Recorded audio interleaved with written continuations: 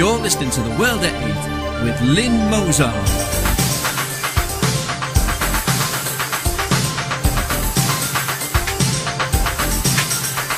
The World at 8, the number one in nationalist news. These are the highlights of the world today, Monday, 18th of February 2013. Sandhurst Mons Hall renamed King Hamad Hall. Tower Hamlets' new young mayor tweets threats of violence. Blyton festival in racism row. The Last Supper, Germany's great church sell-off. How Europe bankrolls terror. How Islamism tainted France's presidential election. Chinese pig farms breed drug-resistant bacteria. Elementary school offers tutoring, unless you're white. Sexual violence in Egypt takes on political dimension. Thought for the day, the patter of tiny hooves. And finally, dog dials 999 to save self.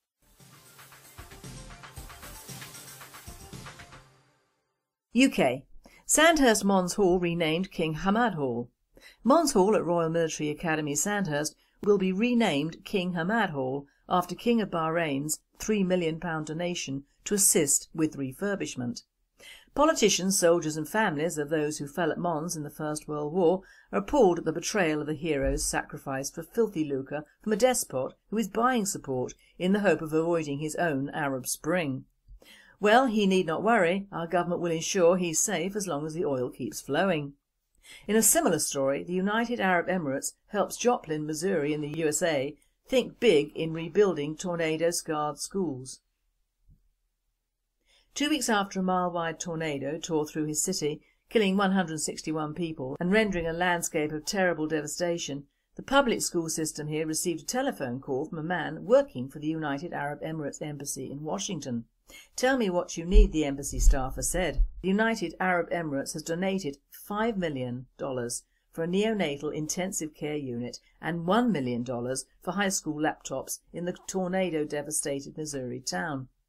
The USA has in recent years been the recipient of many hundreds of millions of dollars of foreign aid from the oil-rich Middle Eastern states and emerging economic powerhouses of India and China.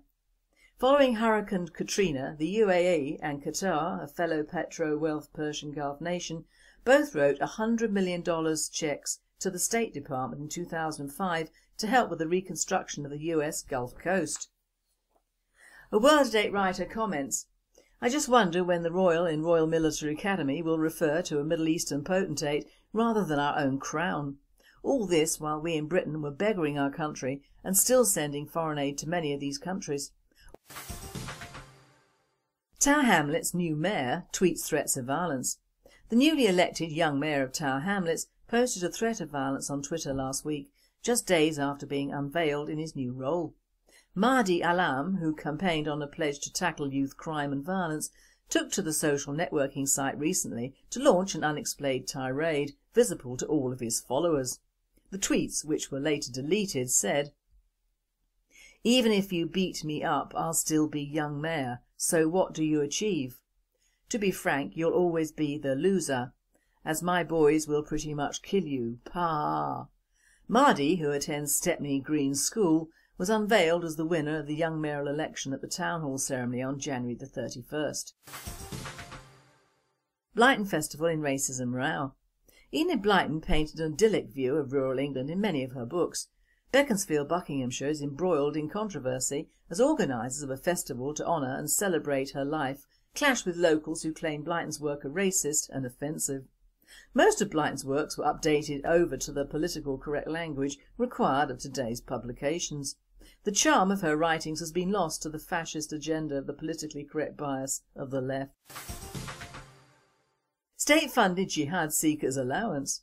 Controversial hate preacher Anjem Choudhury, who is claiming £25,000 a year in benefits, is urging his followers to also sponge off UK taxpayers by claiming their Jihad seekers' allowance. Anjem Choudhury, who in the past has planned to disrupt the minute's silence on Remembrance Sunday, also openly mocked hard-working Britons, calling them slaves. The Sun newspaper secretly filmed him saying Islam will overrun Europe, David Cameron and Barack Obama should be killed, and calling the Queen ugly. The father of 4 takes home more than £25,000 a year in benefits and lives in a £320,000 house in Leytonstone, East London. He had told a crowd of around 30 fanatics, "People will say, but you are not working, but the normal situation is for you to take money from the kafar, non-Muslim." A World-Date writer comments, "This man is still walking the streets after calling for the Prime Minister's death. I guess freedom of religion trumps right to life, even for a puppet Prime Minister."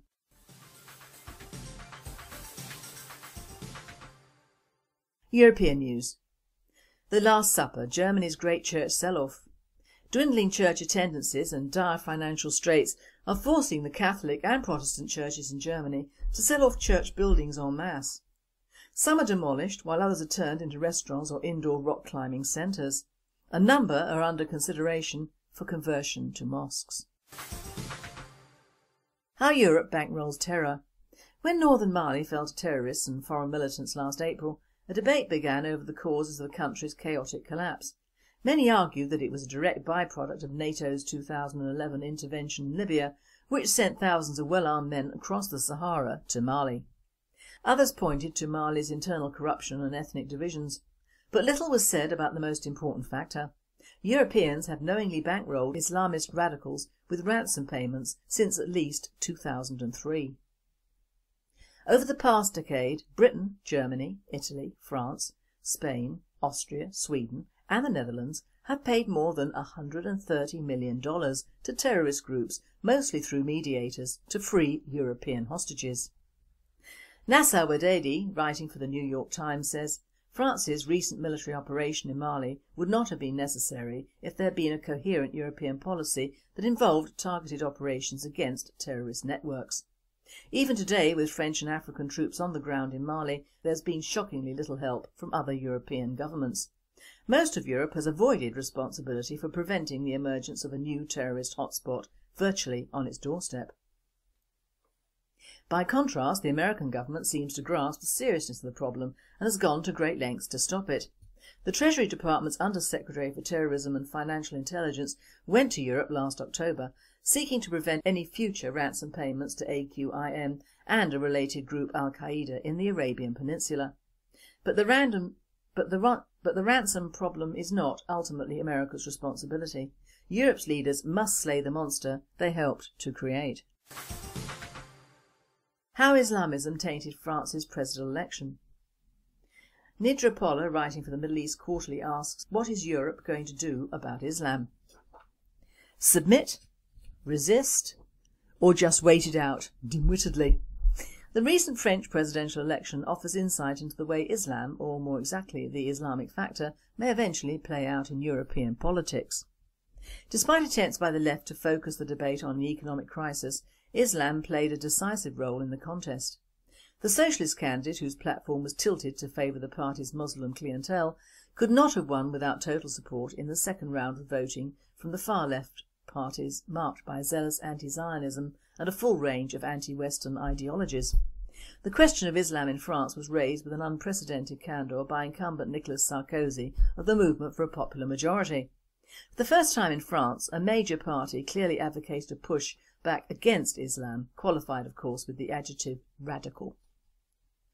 This strategy fired up the enthusiasm of the base, mobilised voters, brought tens of thousands to party rallies and led to a daily increase in Sarkozy's polling figures.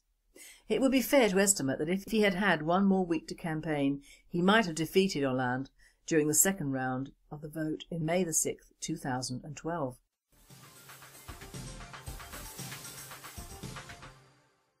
World news. Chinese pig farms breed drug-resistant bacteria. Half of all pigs live in China and well over half of them eat feed laced with antibiotic growth promoters. Now, Chinese and US researchers have found that this practice is spawning a tide of antibiotic-resistant bacteria. Animals in crowded feedlots are constantly exposed to bacterial infections, so producers put low doses of antibiotics into their feed. The measure may boost profits, but it also favours the survival of bacteria with genes that help them resist the antibiotics. Antibiotic-resistant genes, ARGs, can migrate between bacteria, creating superbugs that are hard to or impossible to treat and that can infect people. The European Union banned antibiotic growth promoters for this reason in 2006. But they are still permitted in the US, where recently released figures show around half of all the samples of the food poisoning bacterium Salmonella taken from retail poultry meat are resistant to at least 3 antibiotics. The impact of antibiotic growth promoters in China, where industrial pig production is expanding, has been unclear. China is the biggest antibiotics producer and consumer in the world and feeds nearly half of its production to animals. Elementary school offers tutoring, unless you're white. Wow! As we strive for a truly colourblind society, it's quite apparent that the ones who hold us back are the ones who scream the loudest about equality. Those on the left blast those on the right because we just want to recognise people for what they do, not what skin colour they have. But just like Barack Obama plays the race card over and over again, we have another example to point to. This time it's an elementary school in Denver that offers a tutoring programme, unless you are white. As reported by Denver TV Channel 4, the tutoring programme at Mission Viejo Elementary in Aurora has come under fire because it was not designed, nor did it welcome, all kids. If your child was white and needed tutoring, you're out of luck. Sexual violence in Egypt takes on political dimension. Thousands of protesters took to the streets of Cairo last week demanding an end to endemic sexual violence in the country, following comments by one lawmaker that women victims of sexual assaults in Tahrir Square were 100% responsible. Protesters took to the streets of Cairo and in capitals around the world on demanding an end to endemic sexual aggression in Egypt that is taking on an increasingly political dimension. The rally was the latest in a series of actions to protest against a culture of impunity and follows harrowing reports of multiple sexual attacks, including one particularly savage rape in and around Tahrir Square on the January 25th second anniversary of the Egyptian Revolution. The demonstrators were spurred on by comments by Egyptian lawmakers which suggested that women were to blame for sexual attacks against them simply for being on the streets at night. Women know they are amongst thugs when demonstrating in Tahrir Square, said Adal Afifi, a member of the ultra-conservative Asala party. By getting herself involved in such circumstances, the woman bears 100% responsibility. Christian pastor beheaded by Muslim youth. A group of Muslim youths assaulted several Christians using sticks and machetes and attacked a butchery owner at the Busasiri town, Tanzania.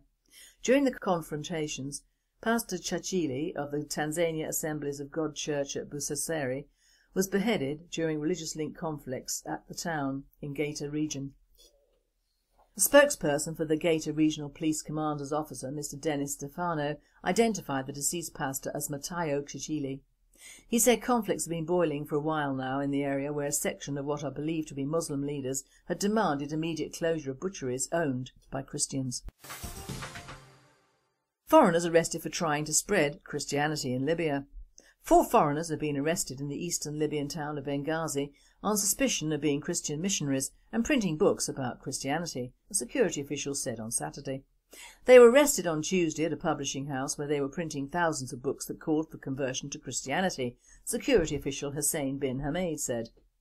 Proselytizing is forbidden in Libya. We are a 100% Muslim country and this kind of action affects our national security. A World at 8 reporter comments, well, at least the Libyans recognise the danger of foreign religions in their country.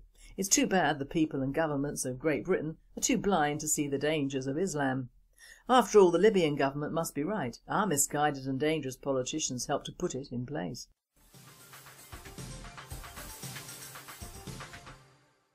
Thought for the day, a patter of tiny hooves.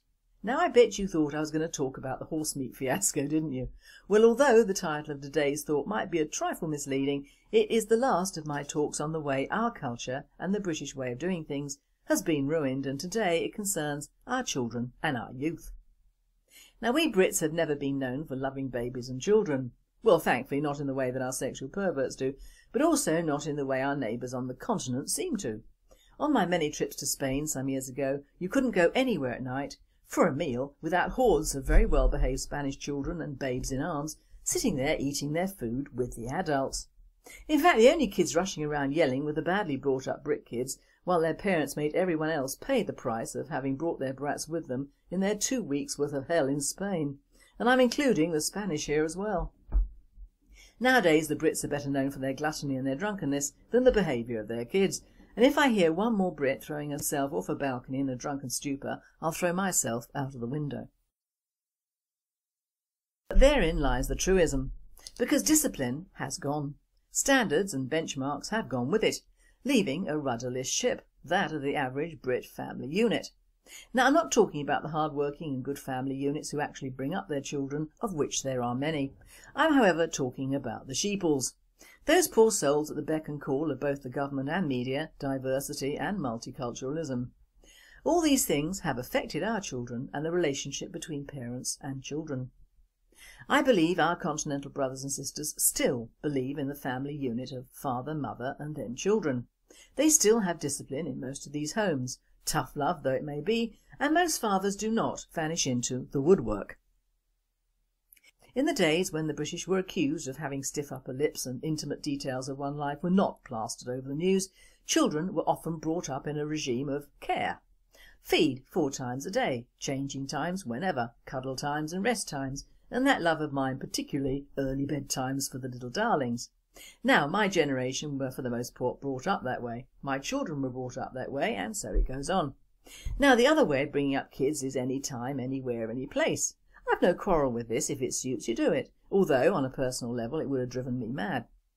But we have to remember that prior to the good old days we sent very young children into factories, the poorhouse, up chimneys, and deported or hung them for stealing when they were hungry. These things I believe went on in Western Europe as well. Do you remember the little match girl? I cried for days over that one. So history is not kind to us Christian white people, with that and of course in our early history the fact that even before written history and the coming of Christianity into these isles, at Samhain we sacrificed them as well. It's also well known that when a tribe conquered tribe the children were killed first, the women later to prevent any descendants of that tribe. Foreign cultures, of which we have the most representatives over here now in our culturally mishmash country, is or was certainly no kinder to children either. India have had their child beggars for centuries. These can sometimes be the normally physically sound-born children of the poor who have their limbs broken deliberately so they can beg. Child rape and marriage are commonplace, as were and are now. Also sweatshop labour, which in the past was working in the fields or whatever a small person could do.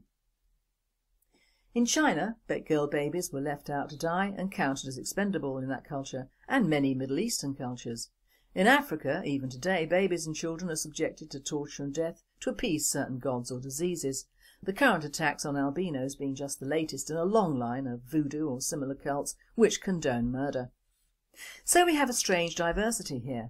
We have an untutored and unmanageable couple of generations in this country, whose parents or parents, if lucky, pay over the odds for trainers made in China or the Philippines for schoolwear, and yet will not pay out for extra tuition. We have parent or parents who allow their young daughters free rein in mobile phones and computers, and yet complain when they arrange to meet a pervert. We have parent or parents who yell loudly about their babies being run over, run off with or raped, when they've left them to go out alone at night when they've been going to the pub. We have sets of parents who have not been brought up themselves correctly, or even at all, throwing all the blame on schools for their children's lack of education. Well guys, education, rules and standards start, begin and end at home. And we Brits are so busy adopting and adapting to what are, in a sense, foreign cultures and authorities that we have lost our way. In a very odd turnabout, we Brits are welcoming strangers into our midst who have for the most part a worse history of child abuse and neglect than we do, and that's pushing it. We're the only country in the Western Hemisphere that needs a society to protect our children from abuse. Not from outsiders, but from often within the family. We as a nation now get almost hysterical over past young deaths. Remember Hillsborough? We get obsessed to the point of madness over a young woman whose death, although tragic, was hardly worth the sentimental outpouring that occurred, especially in the light of the Mail the day before Di died, telling the world what an unfit mother she was, leaving her boys behind as she cavorted around Europe with an Arab guy, rather the latest in the line of rather exotic men friends. Why aren't the Brits more sentimental over their own? We all went for broke over the Stephen Lawrence murder, when in truth he was not the shining light of sainthood any more or less than any other young black guy in this country. A poor little black kid was knifed to death by youths of mixed race in a tower block, and the police actually went out and caught them. If this little guy had been white, it would still be unsolved, which shows how the public are really very two-faced over the question of what does whom for what and who gets to pay the price. You could put it down to reverse racism, which is endemic in the police and any other authorities who are subjected to the diversity and multicultural propaganda. This means if a black or Asian child is mistreated, left to starve, carved up for a tribal feast, raped, tortured or killed, you can bet your bottom dollar the police, quite rightly, are hot to trot, even though those perpetrators are non-white. Now if the same acts are perpetrated on a small white child by a white person, if they are discovered in time, which often they're not, the police will publicise their picture and name to shame, rightly. But if a black or Asian person perpetrates vile acts on a white child or underage girl, the police always hesitate to either arrest them, question them, name them or give any details out until in some cases they are actually prosecuted, if indeed they are. More cases along those lines hit the headlines the minute they're found and then seem to dribble away with time until they are no more. What happens to those victims? There is a media blackout on us nationalists, well known, but is there also a blackout on black on white crime reporting? It would seem so. One of our best leaflets in the British National Party was that racism goes both ways, and it does, especially if you're living in what once was a white Christian country and were born to expect that stand of honesty over crimes involving young children or girls. For the most part, our children are not made the most out of in what was once our society today.